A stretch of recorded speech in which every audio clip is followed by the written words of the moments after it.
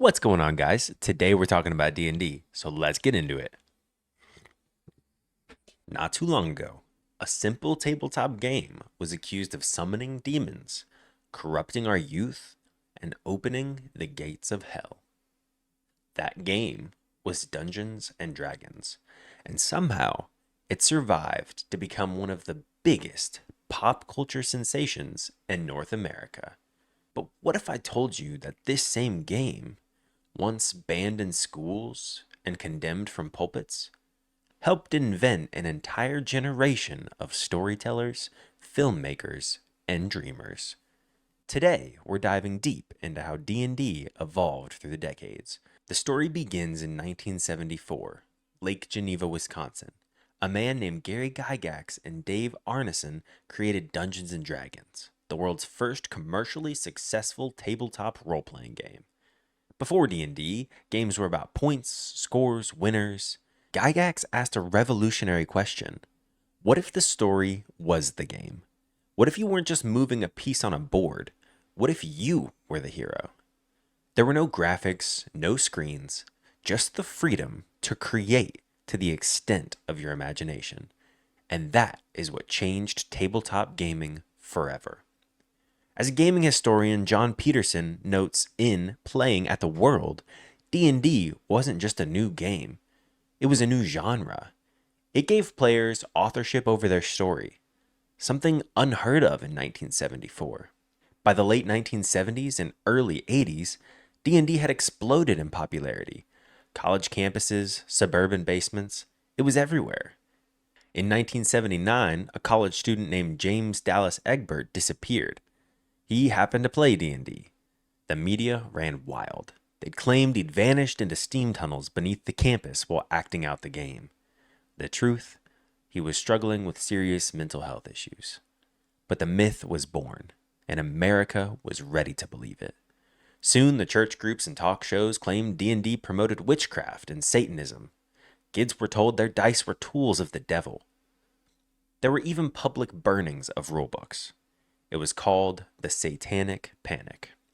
Millions of parents feared that fantasy roleplay would turn their children into cultists. But psychologists found no evidence of harm. In fact, many studies later showed that D&D helped build social skills, empathy, and creativity. It was scapegoated for a much larger cultural fear, the fear of imagination itself. By the 1990s, the moral panic faded, but the damage was done. D&D became an underground hobby again, and kids played in secret because it was no longer cool. However, something else was brewing: the rise of computers. RPG-style video games like Baldur's Gate and Neverwinter Nights borrowed D&D's storytelling DNA. Players were suddenly building characters, exploring worlds, and rolling those virtual D20s. Wizards of the Coast bought the rights to D&D in 1997, releasing the third edition in 2000. It was streamlined, digital-friendly, and full of new life. Still, the community was small, but dedicated. It was a time of homebrew campaigns, message boards, and late-night games. The internet changed everything. Fans started sharing their campaigns online. Forums like EN World and Reddit's RD&D connected players across continents. No more hiding. D&D had found its tribe. And then came something no one expected. D&D went mainstream, not because of a marketing push, but because of a group of voice actors that started streaming their home games online. They called it Critical Role. No big sponsors, no fancy effects, just people telling stories. Within months, millions were watching. Matt Mercer became the face of modern D&D. His DMing style was intoxicating. It was emotional, collaborative, something deeply human. It reminded everyone that D&D isn't about stats. It's about the story. Even academic researchers began studying tabletop RPGs as tools for empathy and therapy. In clinical settings, D&D started being used to help kids with autism, anxiety, and trauma learn communication and teamwork.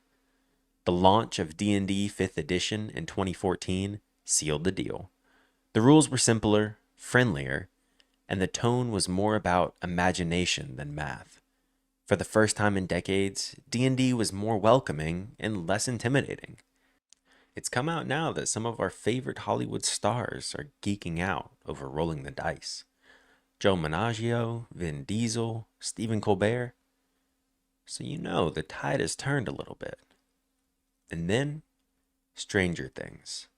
The hit Netflix series didn't just reference D&D, it celebrated it.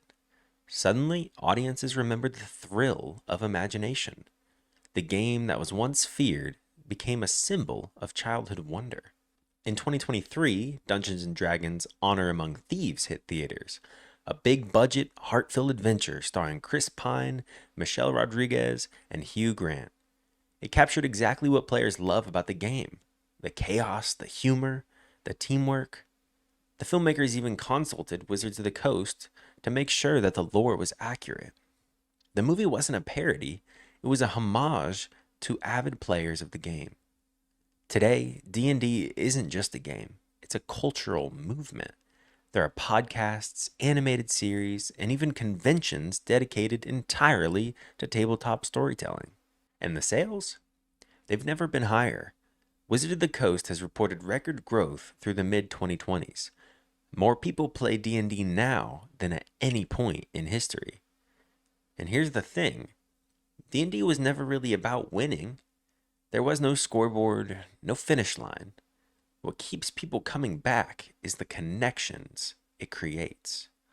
When you sit down to play, you're stepping into a shared story. You build characters, you solve problems, you tell jokes. You create something that exists only in that room and in that moment. It's not just for geeks. Teachers use it in creative writing. Therapists use it for social skills. Families use it to bond. Anyone can play.